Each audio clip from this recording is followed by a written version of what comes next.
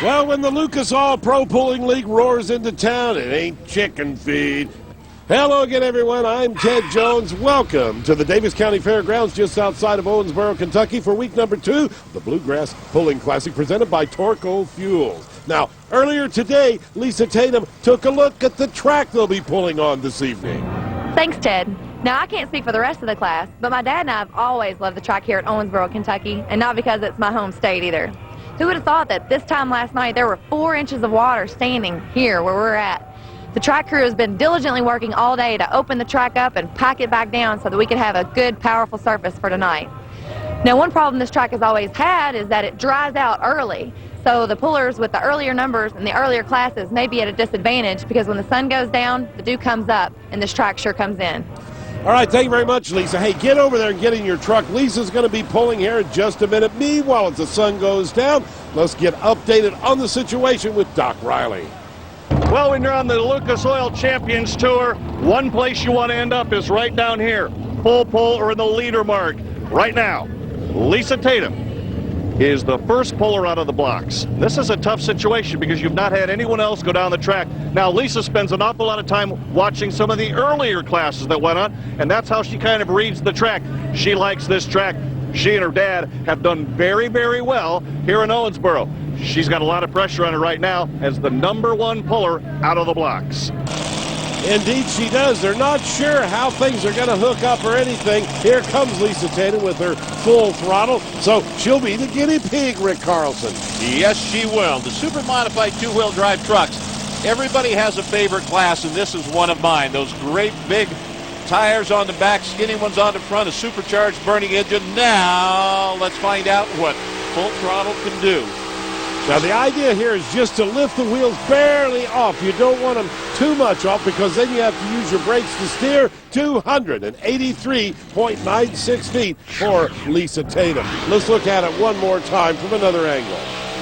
Now it just starts to dance a little bit. She's still able to steer, but now it's starting to lift the front end, and she's on the brakes, and that's what finished the run for her. If you had anything to do over, what would you do different? I mean, it looked like a pretty good pass. You were just super straight. You know, I couldn't tell you yet. I don't have anything to judge off of, so I think either way, win or lose, the ride feels the same. Here comes Eddie Carey, the bulletproof. Boy, what a gorgeous truck this thing is, huh, Rick? Eddie from Lawrenceburg, Kentucky. And fire suit to the exterior paint. It's absolutely gorgeous. Bright red, everybody's favorite color. And hopefully you'll find out that it really is bulletproof as he gets down the race course. You see the weight transfer, the front end now starting to dance a little bit. But that's what you want. You don't want that porpoising. You just want to pull it up there and hold it almost straight out. 275 feet. So Lisa Tatum is our leader right now. Here comes Jared Nelson, the Midnight Revenger. Altamont, Illinois. Points leader because he has done exactly what you want to do. 2 events, 2 wins. Really wants to make it 3. Well, driving the Chevrolet truck, he pulls up against the chain until he feels that chain pull taut right there. Then he'll wait on the green flag. Then he'll bring his RPMs up and dump the clutch. Here he comes. He's starting to hop a little bit, and I don't think that means that it's going to be a good run. You can see the speed coming out, a little bit of a wheel stand, and it wasn't what he was after. 279 feet is both banks of that big V8 loaded up on that particular pull. Now Ronald Shelton, the judge. Yeah, by the way, he's not saying stick him up. You can rob me right there. They put their hands in the air until everything is hooked up on the back of the truck. I don't think that's the way he wanted to leave the line. It was kind of like double clutching it a little bit. This happens to be one of the T-bucket bodies, but right now he's just bouncing down the racetrack, and it's not even going to be close. 263 feet. By the way, some people think the T-buckets have an advantage. Evidently they don't. We're being brought to you by Lucas Oil Products, the world leader in heavy-duty and high-performance lubricants, and by Dixie Chopper, the world's fastest lawnmower. Capacity crowd is on hand at the Davies County Fairgrounds in Owensboro, Kentucky for week number 2 coverage of the Bluegrass Pulling Classic presented by Torco Fuels. Ted Jones, Rick Carlson, Mike Slide. Let's get back to the 2-wheel drive action with this GMC truck driven by Bob Martin. Bob Martin Moberly, Missouri. Grim Reaper currently in the 6th spot. It's a good-looking truck. You can see that he sits in the center, arms on both doors so they know that he has everything clear off the controls. Now we're ready to go with the Grim Reaper into the throttle very, very carefully. The front end staying on the ground, a little bit of bouncing. Just floating it. That's what he would like, I believe. All the way down, guess what? A new leader, ladies and gentlemen, 296.54 feet, nearly a full pull. Let's look at that one more time. Ooh, I love those red headlights. The red headlights on the Grim Reaper.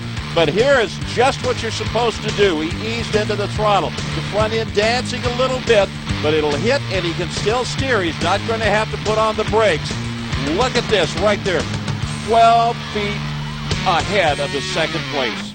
Earlier today, Doc Riley talked with Stan Shelton, who is driver of the Lucas Oil Best Appearing Ride. Doc? Just like on a number of other race cars, you'll find they are not real headlights, they're painted on. And this best appearing vehicle, the old Sawmill Express, is definitely one that you wouldn't necessarily see at a racetrack. Case in point, notice the lines and designs here. The almost hand-painted, beautiful looking pinstripes that have been etched out and roughed out there, just like you'd see on a classic show car. The color scheme here is brilliant. I mean, it really pops both in the daylight and at night. And just like a custom show car, it's been chopped a little bit here on the hood line as well. The old Sawmill Express, and you can see the saw, it almost gives that illusion that it's actually turning. And when it's spinning down the track, this does have the illusion like the old saw is moving. You see the little ghost lines right here that give it that look. These lines come all the way back through, making it look fast. Not straight lines, they come down very, very gracefully, and then they end up right back here at the back. And notice this, even the old C-Pecs are looking pretty nice. What a great looking vehicle. The question I've got for you, why spend all that time, effort, and money making something that looks this good on a vehicle that's going down a track? Well, Doc, we're awful proud of our vehicles and the competition and where we run all over across the country, but we want the fans to be excited about our vehicles too when they come out on the track. If we just come out with some plain color, it's fine, it's exciting. If we come out with something a little classy looking, eye-catching, the kids really like it. And of course, we like it a lot too. The chop look, we've all been about nostalgia just a little bit, and those low riders, and that's right up our alley. Who kind of had the idea for this whole design? Well, the idea came from some guys at Illusions Paint and Body out of Bristol, Tennessee. We gave them some ideas of what we were looking for. Guys do a great job up there to do a lot of NHRA work, and of course we knew their resume was often impressive. That's the reason we gave them a call. It really is. They do an awful lot of show cars, and as you mentioned, some drag race vehicles as well. If you ever get a chance to see this one live and in person, don't miss the opportunity. The Sawmill Express, it rocks. Well, very deserving of the award tonight. A beautiful Ford truck right there. Look at the chopped top on that thing. That thing, he has very little field of vision. It's very limited. Sawmill Express, of course, sponsored by a lumber company. Stan Shelton, very tough customer. Can he do a job on the pulling course? Front end high in the air, not good enough, 288.78 feet. Look at it one more time as he nurses it off the line very gently. We get to watch this thing. We can see with the chop top, we can watch the weights on the sled come up above it. And they're getting up there. He's on the ground. Now it floats a little bit, but the sled just stopped him right there for 2nd place. So Darrell Varner will be up next. Very experienced puller with the rare breed. A Kentucky-based racer in his Ford. Now the rear end was hopping a little bit. Now the front end is bouncing. You want to keep it down. Here he goes trying to stretch it. Only 283.79 feet. He didn't need that. He's down 10th place in the points now. He really needed a good shot. Here comes Tony Tatum, the Extreme Pleasure out of Bardstown, Kentucky. Yes, it's Lisa's daddy. He was last year's two-wheel drive points champion. Currently tied for 2nd place in the points chase, but he's going to have to do a little bit better than Lisa did to get up on the top and start picking up more points on the remainder of the pullers. Boy, on a good pull. Listen to that motor sing. He's got the RPMs high. He's moving right down the field. Can he do it? No. 277.10. That really surprises me. I thought we had a better pull than that going. Let's look at it one more time. Where did he go wrong, Rick? I think he was too late rolling into the throttle. He did not get the tire speed up until he was closer to half track. The front end stayed on the ground through the early part of the run, and then all of a sudden the weight was on the back of the truck, pulled it up in the air. He lost all the momentum right there. All right, now, what exactly is a two-wheel drive wheel standard? Well, Lisa Tatum explains that. Now, the two-wheel drive category has always been known as the wheel standers, the wheel standing guys. That's because 30 years ago, whenever this class first started, the guys gave these trucks a 30-inch hitch height so that you really get that wheelie, you get those wheels up in the air. But that presents its own sets of problems when you're going down the track. With those wheels in the air, how do you keep it in between the lines? Well, that's with the use of your left and right foot brake so you can stop each wheel independently if you happen to be veering going down the track. Now, if my feet are busy doing that, how do I give this puppy gas? Well, that would be the hand throttle right here. With this, I can ease off the starting line and shoot for that 300-foot mark. Now that you know a little bit more about what I do, we'll take it back to Ted Jones. All right, thank you very much, Lisa. We'll take a break. Hey, will he make it? Find out when we return. Stay tuned.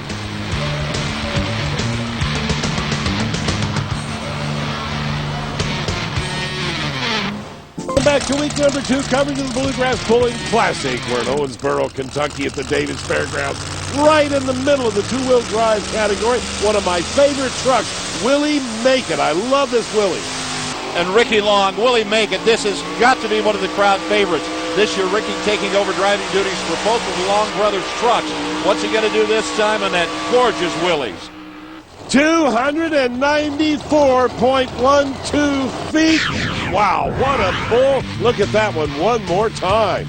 Here comes Ricky Long. As we said, Ricky driving both the Long brothers' machines. Brother Keith still handles the crew chief duty. Second points coming into the Bluegrass Classic, and you can see why right now. Only second place, but that's a good pull. Beautiful truck, too. Only 2 feet behind Bob Martin, who is our leader at 296 feet. Doing a little double duty tonight, but that was a pretty good pass right there. Thank you, there. We, you know, we were first hooked there, and we're going to kind of learn a little bit, but we got two opposite trucks there, and my brother, he's went to 100% crew chiefing, where he used to drive the Bullseye, and I really enjoy running the two. Driving them, getting the double duty, gives me a different feel for it, but maybe we can come back and come right up in there with the other one. Are they that much different? I mean, when you're getting this other rider, the Bullseye, how much difference is it going to be? Oh, they got their own characteristics, and actually, we're a little different from Norm. We got different setups in each one of them. We're always trying to learn and gain, because on this Lucas Oil Series here, you've got to be on top of your game every day, and if you don't keep striving to make something better and change a little in one of them, you'll get behind. Wow, talk about a neat truck. Look at this, Brian Hill, the No Mercy out of Gibson, Tennessee. Gorgeous machine, candy apple red, zoomy headers pointed straight up in the air. Now if it'll run as good as it looks, he's not getting any wheel speed. The front end is bouncing early in the run. He's going to have to get it under control. Now he's on the brakes and sideways, and well, this is one you don't want to ride home about at only 266.5 feet. Well, I had to get on that one brake to keep from going out of bounds. By the way, this thing has a Hemi in it. Let's take another look at it. It's such a pretty truck. It's gorgeous, but it's hopping and bouncing and no tire speed. And I think if he had it to do over again, he would have started with a little more RPM. Now you can see it bounce. He's on the brakes as he's over toward that out-of-bounds marker. Here's Doc. These guys have been pulling a long time, and I can tell you one thing. 557 cubic inch Keith Black Hemi on the Irish Challenger. Now, the Walsh family has been a great history of pulling for a number of years. Dan, in this two-wheel drive, continues to make horsepower and continues to do very, very well. He's had championships. He's set marks. He's won all over the United States. This truck right here, crafted by Paul Higgins, the engine and the chassis, makes it all happen. This is one tough run and ride. And you know something else? From time to time, they even call on the luck of the Irish, if you can believe that. The Irish Challenger, the Walsh family out of Wisconsin, one tough run and pulling machine. Well, Doc, I thought you were going to say they were from South Bend, Indiana. There you're carrying on so much about the Irish. Here comes Jordan Nelson right now. We'll have Dan Walsh coming up after that. Jordan Nelson, brother of point leader Jared Nelson. He's currently 8th in points and has pulled to 4 his brother at each of the other events. Now he's going to have to pull after him. Here comes that Midnight Express, the Ford. Now he looks like he's under control. It's not a bad looking pass. He gets farther and farther. How far can he go? Oh, look at that, 299.06 feet. It is the sport of inches, folks. Nearly a full pole, but guess what? He'll take it. That's our new leader, Rick. That Torco replay, and look at this. We talked about it. The front end, it is just dancing, and it's not up in the air, not hopping a lot. It's just barely touching and dancing, and he's able to steer it with the wheel instead of having to go to the brakes until he gets to the end. But 299, that's a keeper. One of those situations where your brother, who's been just kicking everybody's butt, leading in the points, is not going to probably end up at the top of the heap, but you got a good chance. That was a nice run. Thanks. The beginning of the season, I've always been first, and he's been after me. Finally, I get my revenge, and he was first, so I got to learn from him. Hey, tell me a little bit about the run. We were trying driving it out real far, and we're going to go to the left side, and no one was getting anywhere with that, so we just took a gamble, went to the middle right side, and drove it out real far. Boy, that's got to take a gamble like that. That's a tough situation, man. I mean, it works or it doesn't, but it paid off for you tonight. Yes, it does. I just like to thank my dad for that opportunity. Yeah, well, the old man, he's been down the track a couple times before. He's got a little bit of pulling knowledge, doesn't he? Yeah, about 30 years. About 30 years. Tough to beat that experience. You know, they always talk about the young guns, but nice job. Thank you very much. Well, here comes that Irish challenger right now of Dan Walsh. He's going to have to do a full pull, that's all. Well, it's very simple. The good-looking truck, he has the experience, he has the credentials, the truck has the power. Now, if they put it all together and read the track right, this should be one of the better pulls of the evening. He's staying over there on the left side, and it's down, got heavy, and it's done. Ran out of horsepower, 262 feet, nowhere near. Probably won't even finish in the top 5. You want to find out? Stay tuned. We'll have more when we return. It's happy hour in Owensboro at the Bluegrass Pulling Classic. This coverage is being brought to you by Lucas Oil Products, the world leader in heavy-duty and high-performance lubricants, and by Dixie Chopper, the world's fastest lawnmower. Here comes Keith Sladen out of Kentucky. He calls this the American Made. Patriotic paint scheme, American made. You can see the eagle, the red, white, and blue. Well, then the blue oval, which fits right below the American made, and it's the Ford. American made, he really just has to make a full pull, that's all. 299.06 feet. Currently the number set that has to be beat by Jordan Nelson. If you just tuned in, let's see if Keith can get that done. No, 279.22 feet will not be enough. So we'll move on now to our next puller, Jason Flood. Georgetown, Kentucky is home. And this time, it looks like we got one of our early pickups. Youngblood, look at that blower. It's almost as tall as the roof. Beautiful truck right there that Gibson is driving. Nurses it off the line very gently. Front tire still down on the ground. He wants to raise him just a little bit. Oh, he has to steer. A lot of smoke out of the one bank, and then a big explosion right there with a fire. Now the safety officials right on the scene. They'll put that fire out. I don't think it's really anything very dangerous. Let's look at what happened, Rick. You can see he loses that one cylinder, and then we get a valve eaten up, and it just backfires, and you see the oil burning. Boy, he had a good run going, too. So we'll move on now to Stan Shelton, the cutting edge. Stan Shelton, well, they're big on chopping the tops of those Fords that they had. The new London, North Carolina machine. This one is good looking as the Sawmill Express. They spent a lot of time to make them look good. Now, how is this one going to run? How is he going to work on this course? It looks good so far. The front end dancing. He's starting to grip. Now he's moving, getting close to that top edge. Oh, not quite. The Sport of Inches, 295.92 feet, will put him in third place right now. Let's look at that pull one more time. And another one, you can't find much wrong with this. Tire speed is good. The front end just starts to dance a little bit like it's supposed to. He's not using the brakes. It's all power. You can see the butterflies on the injector. They're wide open, and now the sled is heavy and stops him there. Well, one final puller, and we'll have a winner. It's either going to be Ricky Long or it's going to be Jordan Nelson, who has set the mark to beat at 299 feet. Ricky Long in bullseye. Now this is his second chance at the race course. Earlier he came out in Willie Make It. Let's find out if he learned anything or learned enough to take this Chevy truck up to the top of the leaderboard. High up in the air comes the front end, and he stalls out short of the mark. Good for third place, 296.08 feet. The Torco replay will show us that he came off the line, started lifting that front end right away, went right down the sideline, not the center of the course. And then the weight got up there, pulled the front end up, but he was just a little bit short. So here's the way they finished up. Jordan Nelson, our winner, at 299 feet. And look how close it was with Bob Martin, Ricky Long, Stan Shelton, and Ricky Long in the other Willie Make It Willies, finishing down in 5th place. If my math is correct, the Nelson family right now on the Lucas Oil Champions Tour is a perfect 3 for 3. And we'll add the latest number to that. Congratulations. Nice victory. Thanks.